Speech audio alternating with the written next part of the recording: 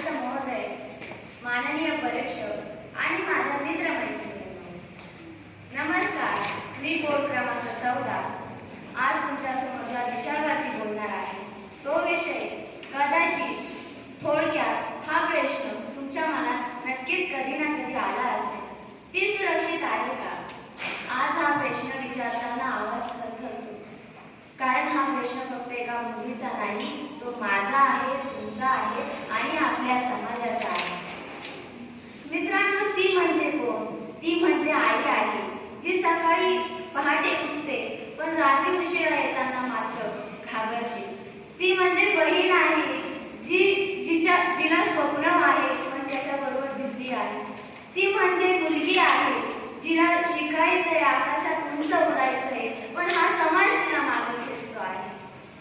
आज मित्रांनो, आपण 21व्या शतकात जगत आहोत. आपण चंद्रावरती झेंडे लावले, डिजिटल भारत देश घडवणारे आपण आहोत. पण तरीही आज मुलगी बसमध्ये, हॉस्पिटलमध्ये, मंदिरामध्ये, कॉलेजमध्ये, शाळेमध्ये ती सुरक्षित नाही. बलात्कार, हो बलात्कार. ऐकताना फार वाईट शब्द वाटतोय ना, पण दररोज बातम्यांवरून येणाऱ्या बातम्या मनाला घाव घालतात. निर्भया, हाथरस आणि अशा कित्येक घटना ज्याला नाव सुद्धा नाही.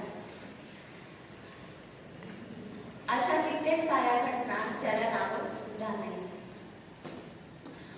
त्या बातम्या नाही, त्या घटनाही नाही, त्या फक्त बातम्या नाही, त्या घटनाही नाही, त्या होत्या तर जिवंत स्वप्नच ना. आपण स्त्रीला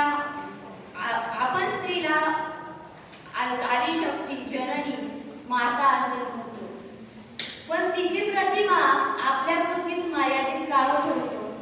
आपली बहीण असेल तर लढायचं, दुसऱ्याची बहीण असेल तर आपल्याला काय करायचं?